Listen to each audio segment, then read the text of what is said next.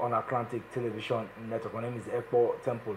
On today's edition of the show, Rivers Hoop has maintained good start in the Nigeria basketball playoff. Accra's so far as major setback in Paris Masters, and in football, Super Falcons qualifies for WAFCON 2026. This and many more will be yours shortly. Don't go anywhere.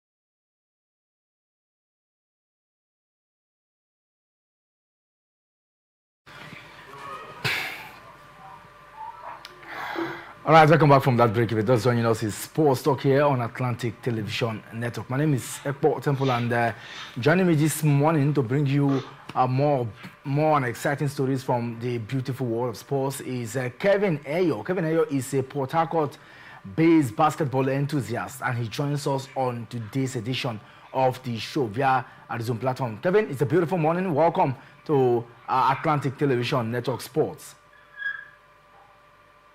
Good morning to you, Temple, and thanks for having me this lovely morning. You're looking like you have big bread, and I'm sure you've been enjoying all the beautiful activities going on in the Nigerian basketball playoffs here in Port Harcourt. What we all know when it comes to the round in basketball is one of those talking points, one of those things that attracts a lot of fans, that has the passions and a lot of fan base. And looking at it here, the Nigerian Premier Basketball League here, just right at our domain. And all we need to do is just to give it the needed reportage, the coverage that it truly deserves.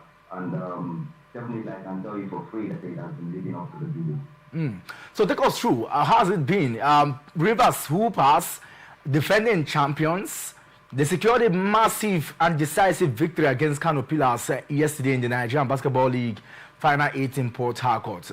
They defeated Kano 69-57. That sealed their second win in the competition. Before we go into other activities, let's take a look at Rivers Hoopers.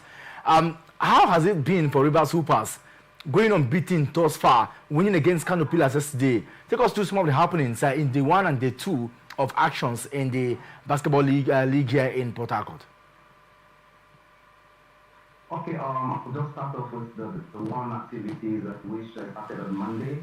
Rivers Hoopers saw a very massive blowout. They defeated Hoops and Reed 73-50. That's 23 points in that first encounter, making a good statement as the defending champions that they are. And not just defending champions, they gathered a lot of experience when it comes to the Basketball African League, and that is actually playing out for the Kingsmen right there in Port Harcourt. And day 2, it was a mix of reactions, a mixed feeling, a mix of drama in the basketball court. Kano Pillars, though they are teams with the starting life with the same momentum, and it seems like they all have something at stake, and that has actually been seen yesterday. It came firing from all cylinders, winning that first quarter, leading Rivers Hoopers 9 points in that first quarter, and it seems like the whole atmosphere became quiet, making a statement. But one thing for sure, Rivers Hoopers came back from all cylinders, making straight points, making those dunks, making those slams, and it definitely paid off. With the service of Kelvin Amayo in the middle of the pack for Rivers Hoopers, it proved a very decisive one for them.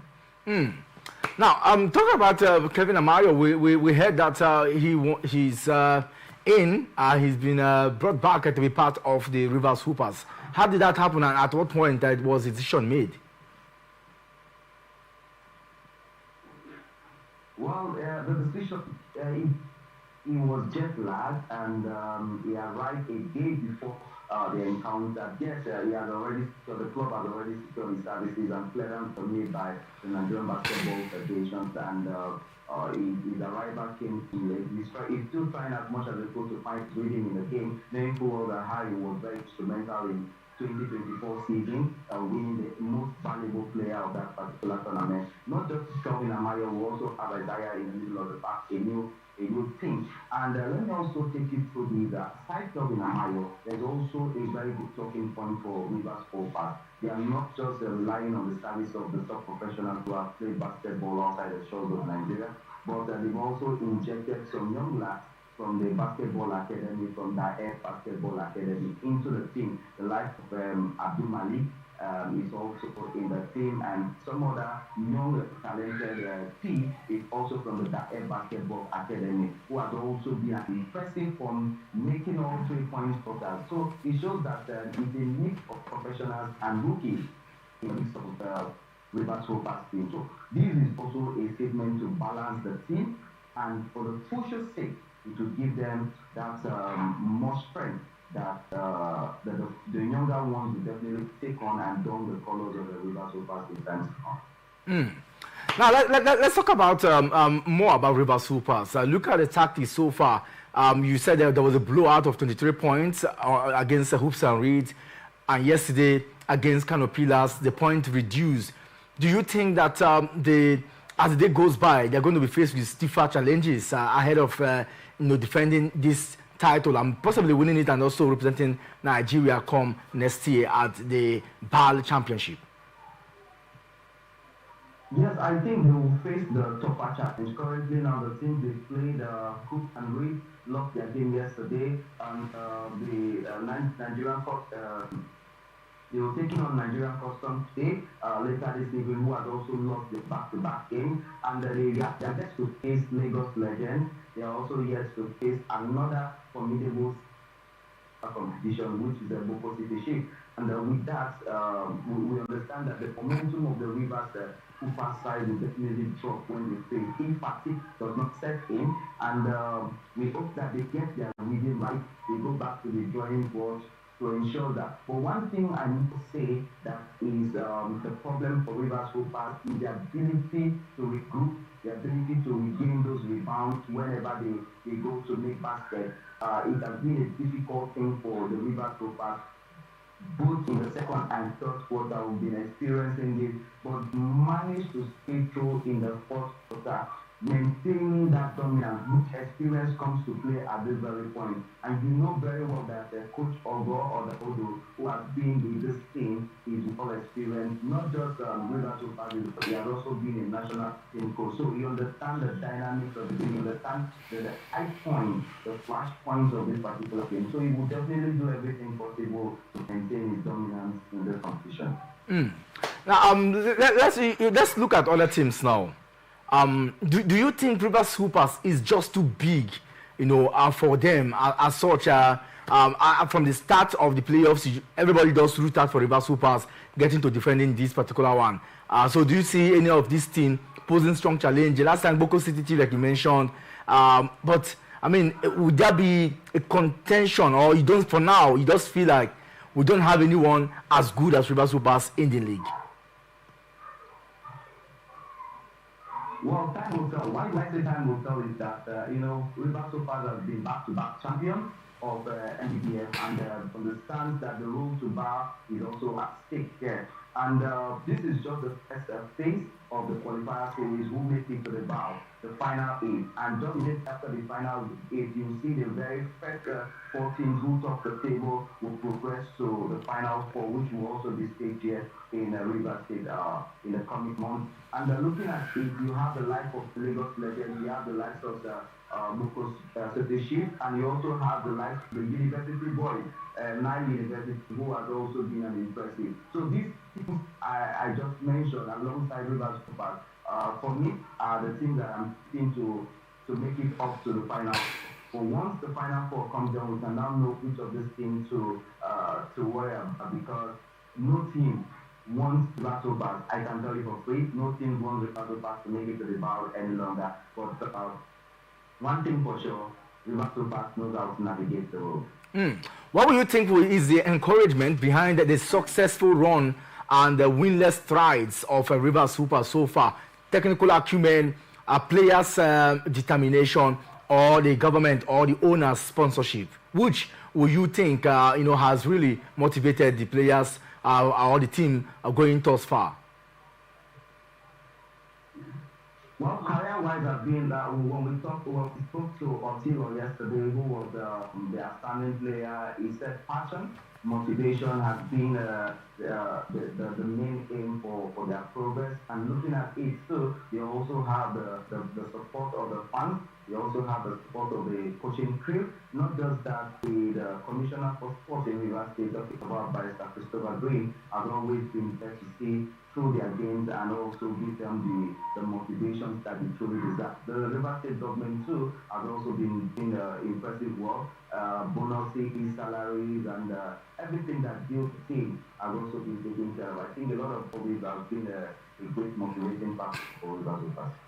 So going forward, let's take a look at the organization of this year's basketball league and playoffs. It seems basketball, Rivers State is now a hub of basketball activity because of several reasons. Do you think that this is in any way helping to drive economic activity, via hosting of this competition? What you will do is River State is a home for sports, and River State is the federal base of education. There are a lot of economic activities, and when I heard about the BC right to host River State, it was the only state that needed to host this game final A. And they emerged winner because they understand the terrain, they understand the game, they understand that basketball needs to come back home. River State is the home of basketball. River State is the home of entirely. So we all understand the dynamics behind the politics. So we know how to ensure that the festival is right, and which they've done. And looking at the capital is also having a new look with a new playing surface, the carpet itself, a brand new carpet that has been installed in basketball for which would obviously not affect players in the long run. It's one of the standards. The GM also talks about preparation and ensuring we push to the standard. There's that standard for every basketball, and that is where I think so. We also saw the every president of the security personnel, both the Nigerian police and also private sector, who were also there to ensure that the security, the atmosphere is quite country for spectators and players, making that there are professional players who are not from Nigeria who have signed to represent them are also participating in this competition. So how will you rate fans' turnout and engagement at Niger Street in Port Harcourt? Well, the fans is something that we still need as much people to push the fans to come from the very first game and second game. But we happy to see a lot of fans, maybe because of the nature of our operations here in Nigeria. This is working week, and a lot of persons will go to their birthdays and during the evening they will just dash down to the basketball to eat out the day also and the rest of that. But the fan base, when it comes to basketball game, it is full to the brim. The stadium is full to the brim. There is space for anybody. Everybody will just be standing right at center just to ensure that you have a glimpse of what is happening at the basketball. But the first game and the second game is just after 100%, you say you are having 30% of the spectators. So, I mean, like we see in football, when teams are traveling for competitions like this, it's expected that they go with their fans. But like you said, maybe it's because of the part of the world we found ourselves. Don't you think that the more is desired to pushing the fans, encouraging them to be part of it? When you travel for competitions like this, you go with your fans, you plan for their engagement, you plan for their participation. You also plan to accommodate them, feed them, so that they can be part of it. Because arguably, the away fans would have done a lot. If you have more from all the teams, you can imagine how Port Harcourt will be bubbling at least in the next 1 week. Well, there are interesting parts of this competition. I must say, the canopy, the Muslim communities understand how to rally around their sporting team whenever they travel. The community and basketball is actually being around the community. The basketball is around where we have the most presence of Muslim communities, and they normally come out in March to support their team. And we saw that in the first game, we saw that in the second game. Believe me, they will also be there. They will also be there in today's game, and that is massive. But for Bokoshi, we understand the distance. We understand the distance of their team. They can no longer make it to this place, and that's also a factor. Now University, that's also a factor. Kwara Falcons, that's a factor when it comes to distance and all of this. Okay, let's also examine the nature of the competition proper. You have been covering this competition, and I know that you have a very strong penchant for basketball activities, not only in Rivers State but across the nation. How will you rate the organization of this year's basketball playoffs in the city of Port Harcourt?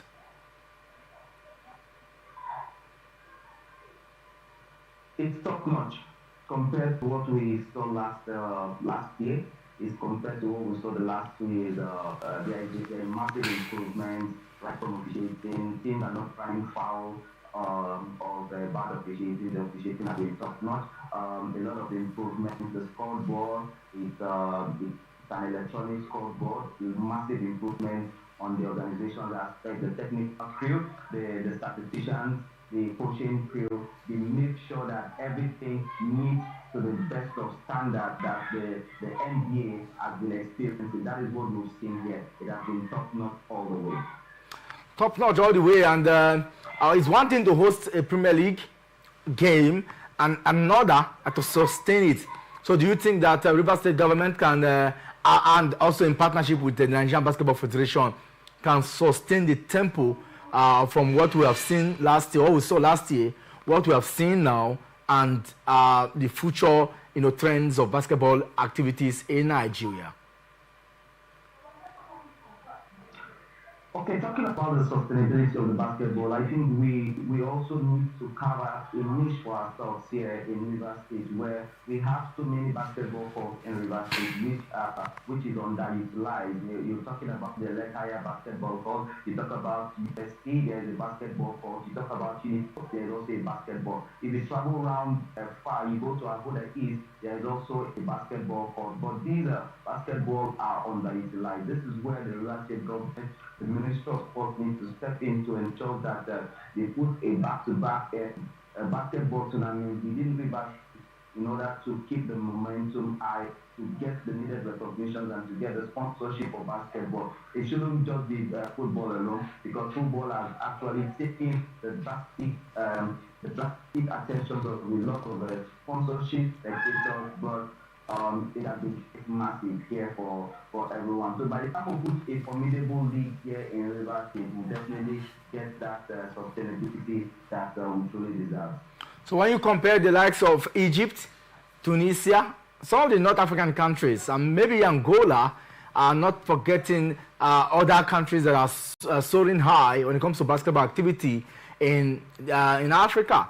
Where will you rate Nigeria in its organization? Because we're going to have one team, possibly Rivers Hoopers, representing us at that level.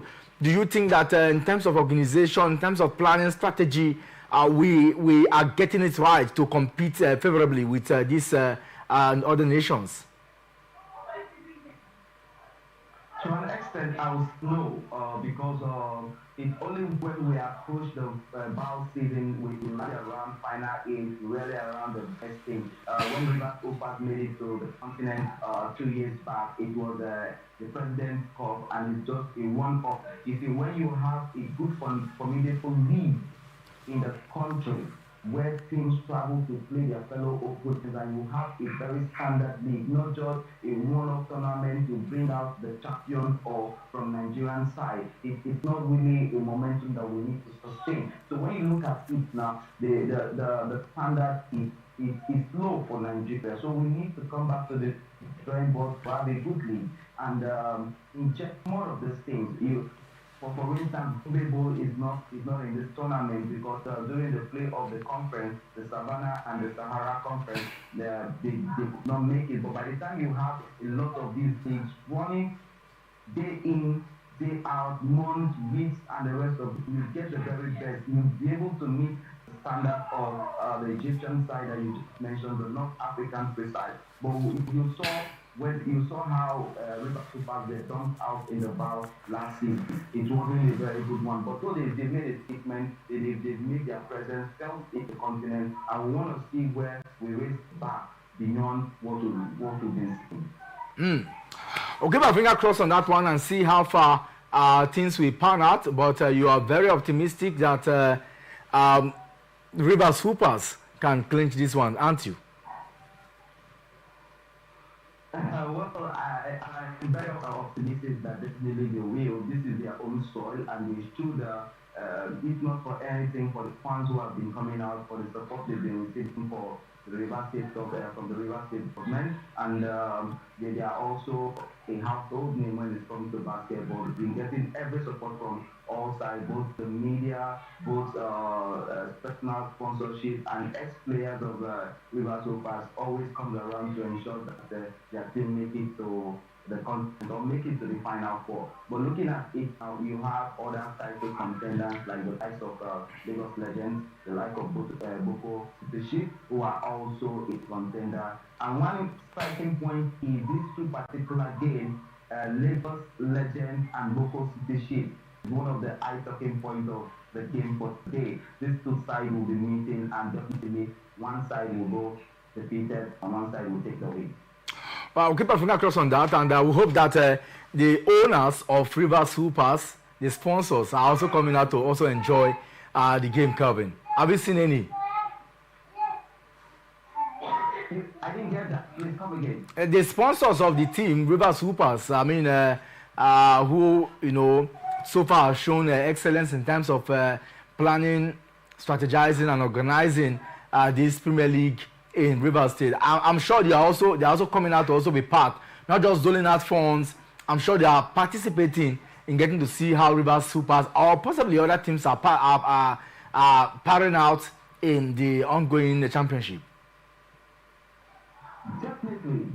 Like I mentioned earlier, the commissioner for sports is always there at the basketball court. There is no day you will not see him at the basketball. Not just the commissioner, there are also the State Sports Commission. They are also there to ensure that they gave this team the needed support that they've been getting. And it has been going on well smoothly. The support is massive. The support is massive, I can tell you.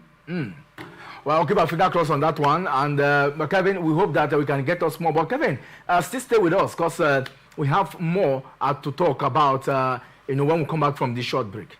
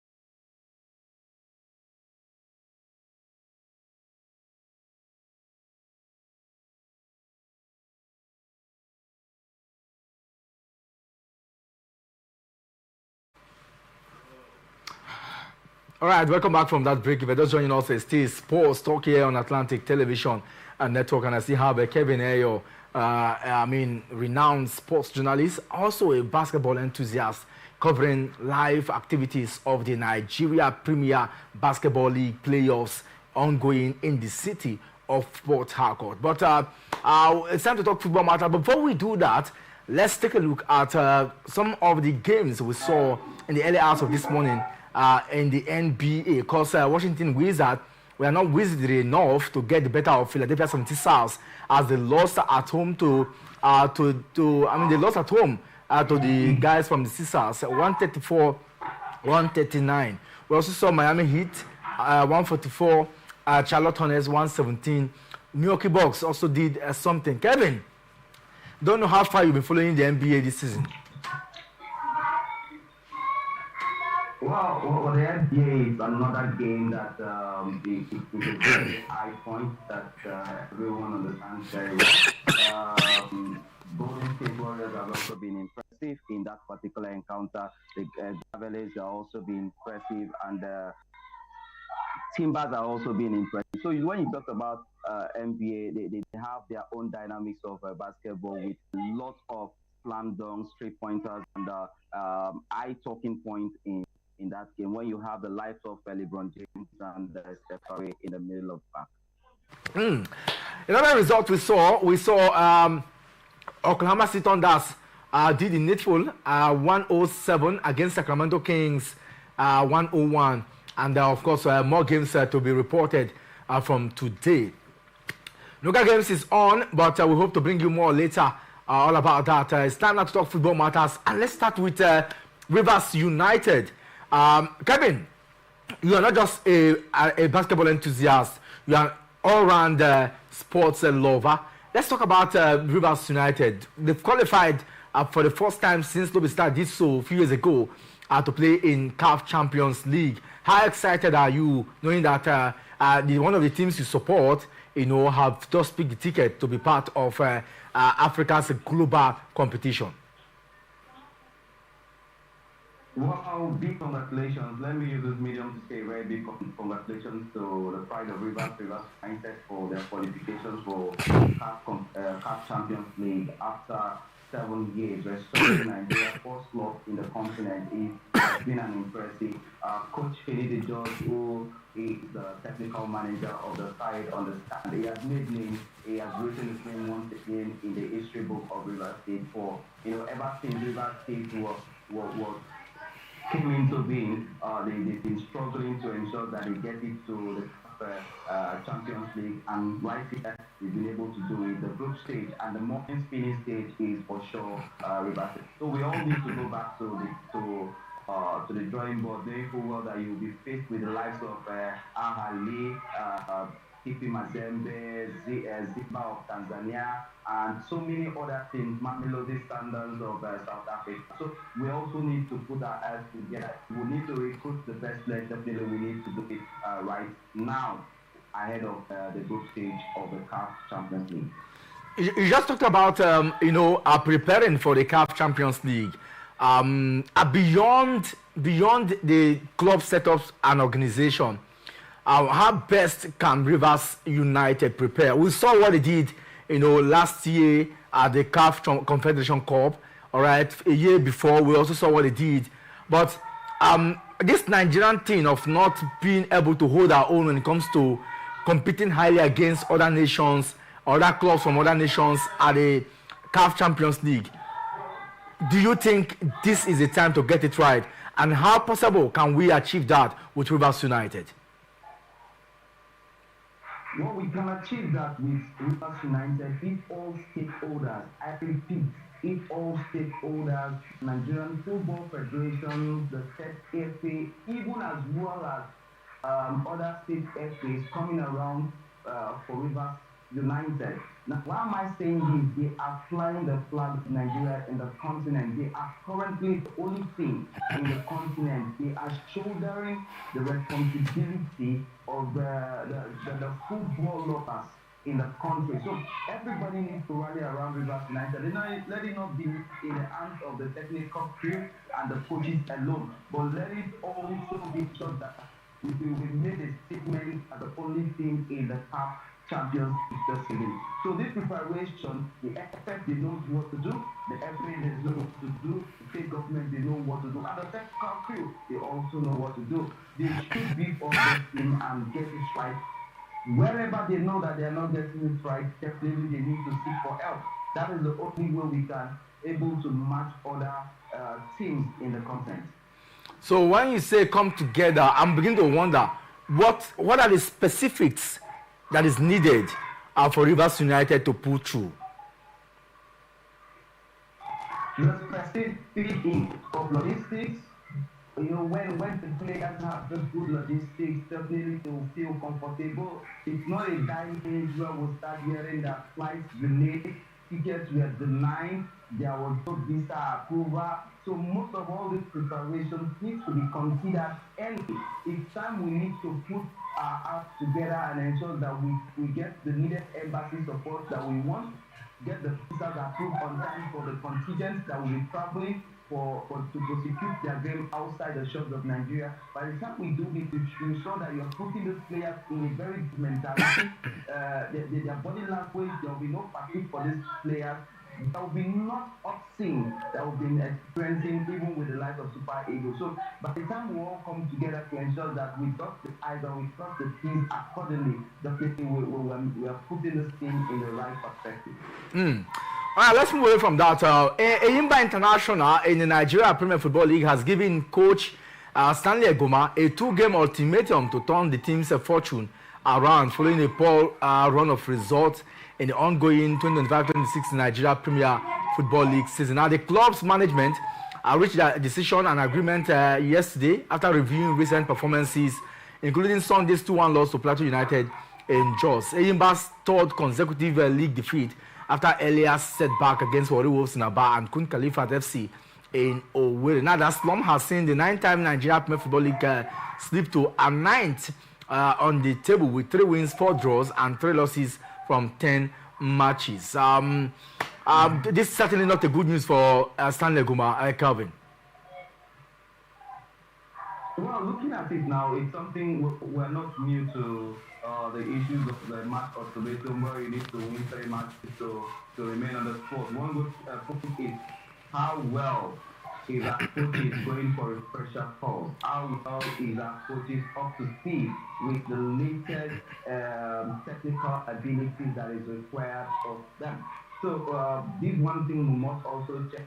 And also, the ability for you to use your players rightly in the field play is also another thing. That talks about technicality. So for the management of Eyimba to give Stanley Egoma so much ultimatum, it shows that they really want to get back to the top of the league. They want to get back to the continent. They want to get it right. Very well that they are 2 times CAF Champions League winners, and they don't want to put down that momentum. They want to continue to build that as a household name. So for Eyimba, they also need to check back to the drawing board and ensure that what are they not doing that is rightly. Stanley Egoma is also a coach that has also won the league with Rivers United, and looking at it, he's an experienced coach. He's not new in Eyimba. He has been with Eyimba in time past and coming back to coach Eyimba. So he needs to ground out results at this very point because that is what he's paid for. That's why he's there, and that's the reason why Can Nwankwo led Eyimba team employed him to do. So he needs to gather that result, and the result is just within the confines of his own constituency, I mean constituency. He's playing at home at Eyimba Stadium, and the next game, Umuoya, still in Abia. So by the time you win these 2 teams, definitely you are cementing your sport. You're returning back to the top, when it comes to the Nigerian Professional Football League table. That alone will give them a chance to qualify for the continent. Well, we'll keep our finger crossed and let's know how far. We'll pay more listening ears to what is happening in Aba. We hope that Stanley Egoma will be able to, uplift the team. He has done it before with Rivers United. Nothing stopping him from achieving such stride with Eyimba Football Club of Aba. But let's move on. We just heard that Rivers United have, presented the Godswill Akpabio International Stadium as the hosting ground for the CAF Champions League. I hope this stadium will be approved. They call it the Nest of Champions in Uyo. I'm sure that CAF will look at this and approve it. Don't you think so? Yes, Godswill Akpabio meeting CAF list of approved venues. Currently, that's the only stadium that we have in the continent that is approved by CAF and FIFA to prosecute matches. And an advocate and lover of football, this is not good for the business of Rivers State. If we must do, yes, currently the Yakubu Gowon Stadium in Elekaya is currently under renovation. We also have the Mata Stadium, far off Omago. And looking at it, are we going to another state to proceed this game. How would fans gather have if when you are playing the same league and you also have a club that is also in the league? So Aqua United is not in the league, Dakada is not in the league. Well, how would they turn out if it was Aqua United? You find out that within the Aqua Ibom there, they will rally around to ensure that fans turn out. But now Rivers United is coming. It's only the lovers of football that will definitely come out to ensure to share this team to victory. And Rivers State needs to do more in ensuring that our stadium is put in shape. Our stadium does not just meet the requirements of CAF, but is also good enough to prosecute big matches that Rivers United are supposed to, not traveling too far away at Fiverr, because you need the fans, you need the 12 man to support the state, and that is what we want to see. And economically too, it's not also good for River State government, because these teams that are flying down definitely will lodge in one of the best hotels, and it's also making profit for, it's counting for River State government as well. We'll give a finger cross on that one, but like you said, if Rivers United plays in the CAF Champions League, the intention of the government now should be, what can we do to ensure, a good facility, like you mentioned, ensure that we play in our home ground. You can imagine the arrays of spectators that we're going to see in the stadium if we have good facilities here. If people can, move from one part of Port Harcourt to the other just to watch these games, you know how boastful it will be. I remember back then when Dolphins of Port Harcourt, were played in the continent, and the Elekaya Stadium was filled to its brim. You can remember. So I'm just beginning to wonder if we can get to that level again, because a lot of people have complained about traveling interstate just to watch Rivers United, and this certainly have a way of playing down the likes of Mamelodi Sundowns, the likes of ES Tunis, the likes of Zamalek, TP Mazembe plays at home, and you see the fans turn out in grand fashion. So I'm wondering, the sponsors of Rivers United, the state government needs to do more in that area to ensure that Rivers United, playing at the highest level of club football in Africa, should play in their home state, like you mentioned, isn't it? Yes, it's a good thing. You mentioned the likes of Dolphins. You mentioned the likes of Sharks Football Club. These are two household names when it comes to football. And you know that the fan base of Sharks is top notch compared to that of Dolphins. And though, yes, we know Dolphins also have their own fan base.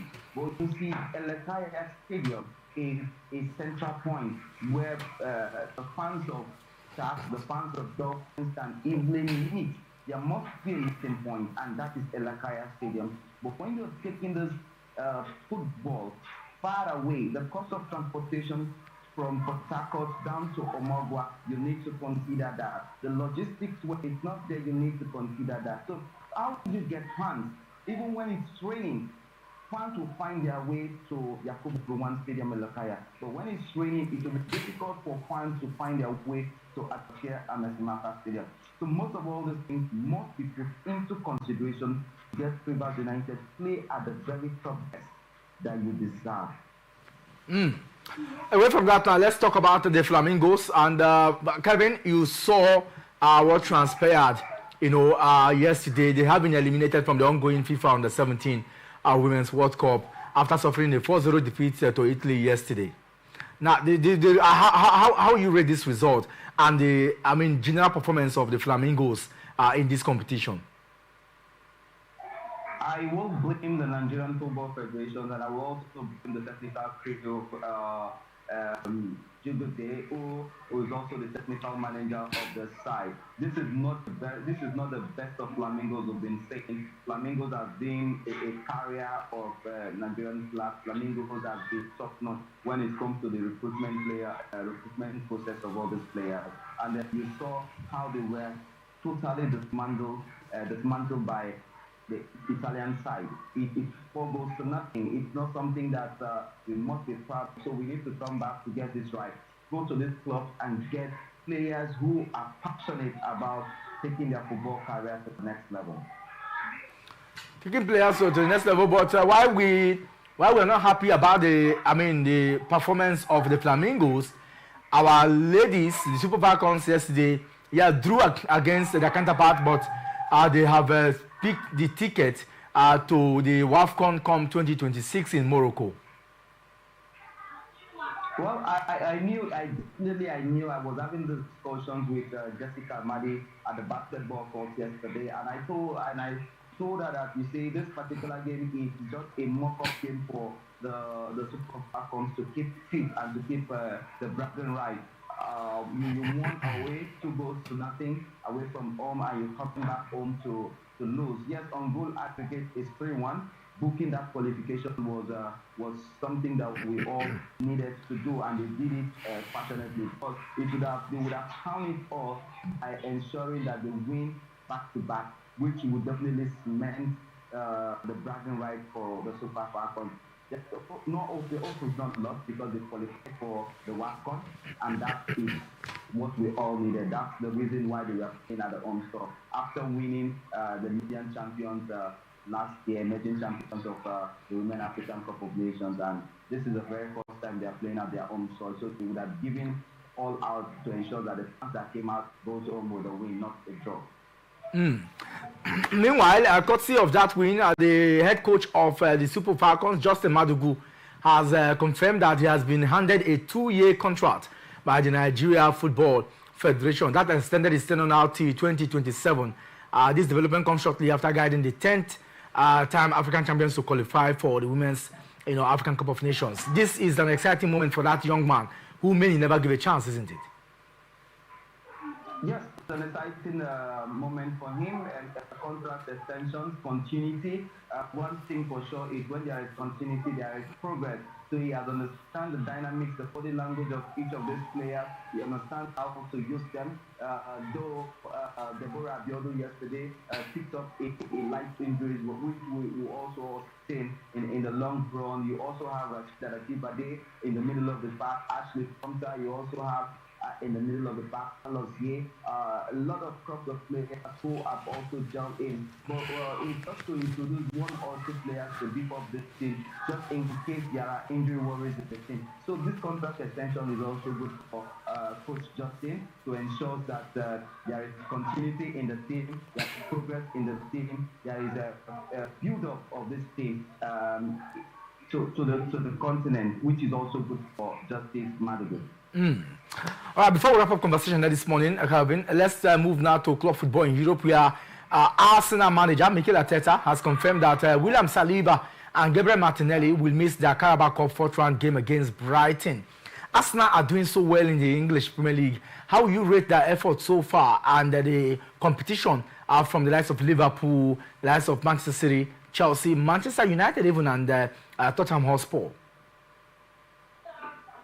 Well, if that I'm a sports journalist, I wouldn't be talking about Arsenal, Liverpool, or that this is my club that I support. But looking at it, it's a team that is actually doing well, both in the UEFA Champions League, in the league currently top in the table, and they are also prosecuting the Carabao Cup.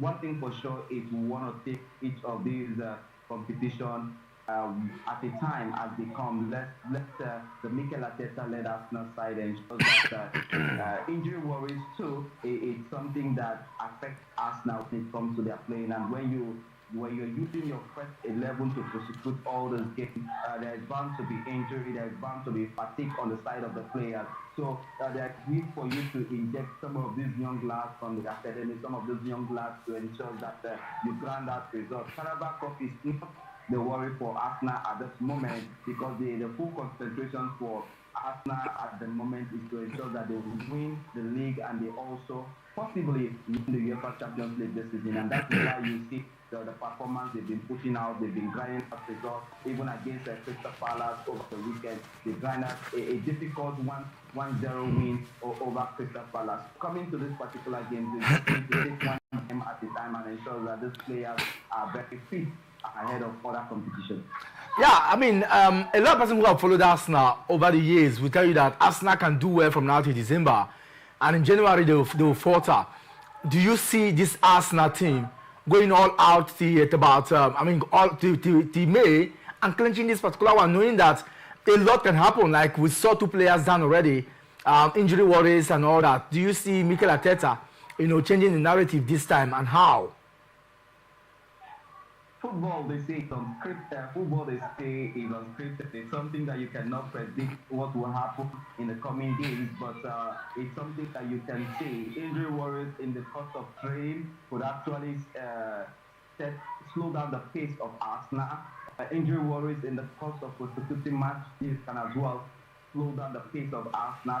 Two players are currently down. But one thing for sure is the transfer window that the Mikel Arteta-led Arsenal side has been able to execute this point. You see the masses of players that he has brought in, Eze, who can be able to man that of Saha wings and ensure that they prosecute very well. We've seen where we have 2-3 players in a particular wing, but one thing for sure is how well we use these players not to be able to get injury. But Arsenal that you just mentioned, he can do well from now to December, yes, but when it comes to January, where the second stanza of the league will be commencing, how well would they sustain this momentum? Time will tell. Like I said, football is unscripted. Football is unscripted. And how will you rate the rise of Manchester United? Ruben Amorim has gone 3 games now winning, and that seems to be a new trend now. I mean, is he not the man for the job? Is he now the man for the job? Well, the Red Devils knows their problem very well. Ruben Amorim grinding out 3 results so far. It's good for him. It's good for his career. It's good for him to continue as the manager of Manchester United, knowing full well that when you brand out bad results, it's not good for the CV, and definitely you are leading to the exit door. But currently for him, it's a team that is actually progressing. They are getting back their rhythm. They are getting back that winning mentality when we used to see in times of Alex Ferguson managing Manchester United. Now Ruben Amorim is also driving out results, which is the kudos for the Manchester United fans. And kudos to you, Kevin Ayo, for being part of the conversation here today on Atlantic Television Network. And it's been a wonderful time getting to hear from you a live report of activities in the Nigeria Basketball Premier League playoffs in Port Harcourt, down to other trending stories in the football landscape. Thank you so much, Kevin, for joining us on today's edition of the show. Thank you so much, Temple Expo, for having me. I know later today we'll be seeing the Nigerian Women Football League annual general AGM that will be holding here in Port Harcourt, and just after that we'll be going back to the basketball game to catch up the glimpse of the day's activities. Thank you for having me, and do have a lovely day. Of course, we hope to get a live report of that AGM, from you, and we hope that we can also you can also join us tomorrow evening. Let's talk about all of that and many more from the basketball scene. Continue to be our eye over there, and I trust you to deliver as expected. Until then, have a blissful time. To our esteemed viewer, we really appreciate the fact that you were part of the conversation here on Atlantic Television Network. Join us again tomorrow morning, same time, for more interesting show that will bring you live reports of current trends in Nigeria when it comes to football matters and sports generally. And then the evening we'll be back 6 p.m. for Sports Extraordinary. Until then, have a pleasant moment. Ekpo Temple is my name, and I'm saying bye-bye and God bless you.